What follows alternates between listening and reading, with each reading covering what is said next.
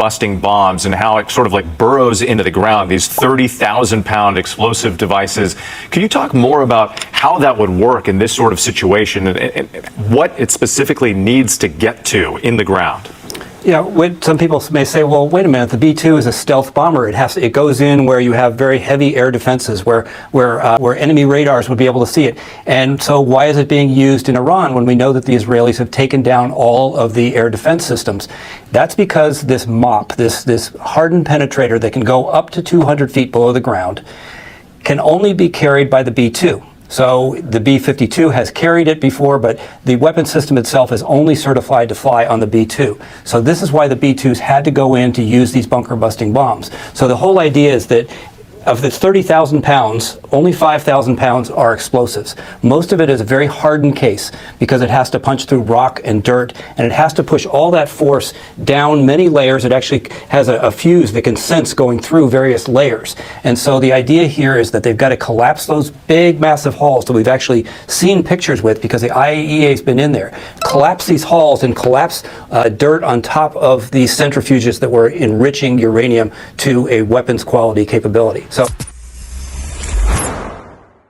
well, that's something. Not long after I did my video, which was released yesterday, the bombing took place in Iran. Quite an event. We'll talk more about it here. Hi, Richard Cole. Rich is talking. Welcome back. My take on it is it had to be done. For years, they've been working to enrich uranium. The Democrats are saying, well, Trump canceled the treaty that Obama made that would prevent them from making nuclear bombs. But in fact, that had a 10-year sunset clause in it, which meant 10 years after that 2015 treaty, they could have nuclear bombs, which is today, they could have them. It was a dumb treaty. They just wanted to brag about they'd done something. In order to get the Iranians to go along with it, they sent billions and billions of cash to Iran. They brought it on a boat, put it on the dock. Does that make us look weak? We are weak as hell. A lot happens when you have weak presidents. We could go all the way back to Bill Clinton. I'm finding out as I research all of this on Iran that Bill Clinton had an opportunity to take out North Korea's nuclear facilities, which these bombs were developed for. They were developed for North Korea with their mountains. And Clinton was afraid to do it. He didn't have the courage to do it. Now look where North Korea is today. They're a major nuclear power. So the same thing was going on with Iran. But even Bush, and especially Obama and Biden, would not stand up to Iran. Trump did when he canceled that stupid treaty and let them know where we stand. It worried them. If you remember, nothing happened during Trump's first presidency.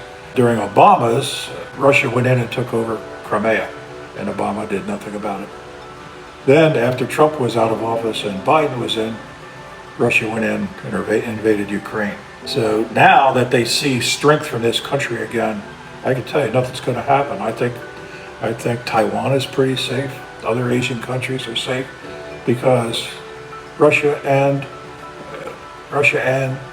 China are concerned about us. They will wait. Just see what happens. That's what I'm predicting. The person that I have the most faith in when it comes to these issues is retired General Jack Keane. I'd like to hear this a bit lengthy, but I'd like you to hear what he has to say on this subject. It's retired four-star General Jack Keane joining us now here.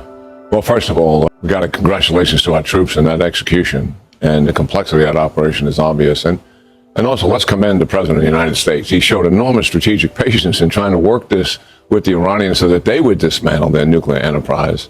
But at the end of the day, we had to help the Israelis dismantle it. That's the facts on the ground. I think the president contributed to the deception operation as well when he said, well, I'm going to make a decision in a couple of weeks. The truth of the matter was the decision was already made or made very close to that statement he made. And everybody was thinking there was time here. And then characteristic of military operations, when we're going after something that we have to destroy, to ensure that we use overwhelming force. And you saw that. Most everyone was saying 2 to 3 of these MOPs were going to be used, 14. Yeah. Multiple aircraft to deliver all of those, and then the additional missiles, and taking down 3 targets that the Israelis wanted help on, not just one. And then the thing that was emphasized is the flawless execution. You know, it's pretty significant opportunity, actually. Obviously, the threat of nuclear weapons being used against Israel, the United States, as Iran has threatened, or Europe, which would clearly be in range of their ballistic missiles, that is about off the table. The second thing is, and this is serious, no nuclear arms race in the Middle East as a result of Iran acquiring a nuclear weapon, which would have happened. The Arabs, I'm not going to say this publicly, but they are relieved about what has just happened here. Is China, Russia, Iran, and North Korea forming an alliance together to cooperate because they saw opportunity. They believed that American leadership under the former president was weak, and they could take advantage of that weakness. It's not isolated that Putin went into Ukraine. It's not isolated that Iran operationalizes all of its proxies to once and for all go after Israel and bring that country down. And President Xi is preparing for war, and he keeps threatening war. And during those previous 4 years, the intimidation and coercion on his part in the Pacific has accelerated dramatically. This operation by itself, even though it's limited in terms of what we are doing and certainly limited in terms of what our geopolitical objectives here, we're not going to invade Iran, we're not going to occupy it, we're certainly not going to do any nation building. We just want them to stop. And I think we'll achieve that. What a message this sends to our allies and partners around the world, certainly the Arabs in the region, but also Taiwan, the Europeans, etc., watching this. What really are they seeing? They're seeing the President of the United States come to the assistance of a partner and ally who needs our help and who is being challenged in their very existence. And the United States has their back and has stepped up and used force. He's an amazing guy, I tell you. I've been listening to him for years on various international things that involve the military or geopolitical factors. He's very good. He must have been listening to me on some of these things because he says the same things I do. But let's continue with him. I hope it's not boring. I find him extremely interesting. Here's some more. Well, what is the impact of us doing nothing? Take me through what is the impact of doing nothing?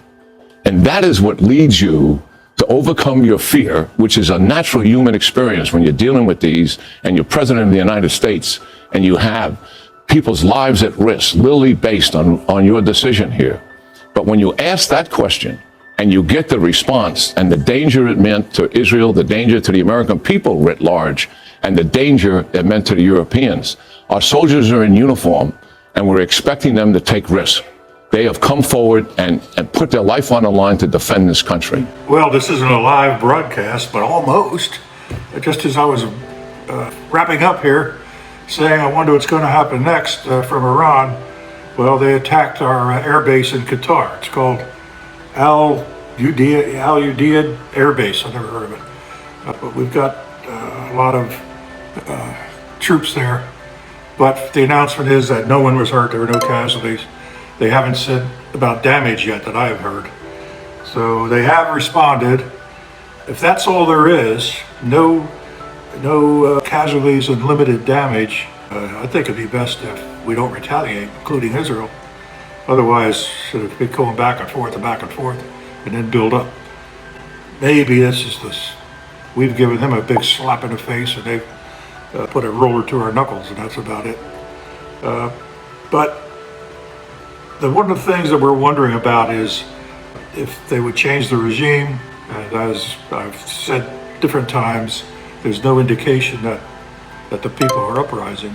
The son of the Shah is alive and well in this country, would like to go back and take it over, would like to take Iran over. Here's a few comments from him. I think as a result of the regime being decapitated and weakened more than ever, it's an opportunity for the Iranian people to finally liberate themselves, provided, of course, that this time the world doesn't sit idle and demonstrate vividly that beyond just imposing sanctions or what have you, they're prepared to take the next step of giving the Iranian people a sense of support for their fight for democracy and freedom. I don't know, he doesn't impress me a lot. I don't see him whipping up the people and saying, hey, let's go. He's probably just rich, likes his family name, and that's it. Hope I'm wrong. I hope he does something, but I'm not excited about him. So anyway, that's where we are now. I'm probably going to have a podcast again in a few days because there's going to be a lot more going on. So thanks for listening. I really appreciate the comments I'm getting from you, good or bad. Most of them are good. Makes me feel good. And if you haven't subscribed, please do. Thank you very much.